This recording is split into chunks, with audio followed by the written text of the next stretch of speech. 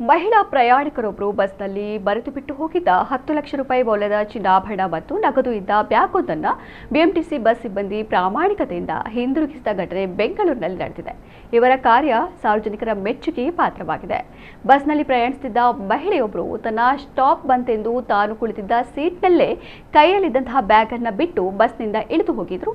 ಆ ಬ್ಯಾಗ್ನಲ್ಲಿ 10 ಲಕ್ಷ ರೂಪಾಯಿ ಮೌಲ್ಯದ ಬೆಲೆ ಬಾಳುವ ಚಿನ್ನಾಭರಣಗಳಿದ್ದವು. ಮನೆಗೆ ಹೋದ ನಂತರ ಮಹಿಳೆ ಬ್ಯಾಗ್ನ ಬಗ್ಗೆ ಆತಂಕಕ್ಕೀಡಾಗಿದ್ರು. ಘಟನೆಯ ಬಗ್ಗೆ ಮಾಹಿತಿ ಪಡೆದ ಬಿಎಂಟಿಸಿ ಹಿರಿಯ ಅಧಿಕಾರಿಗಳು ತಕ್ಷಣವೇ ಕಾರ್ಯಪ್ರವೃತ್ತರಾದರು.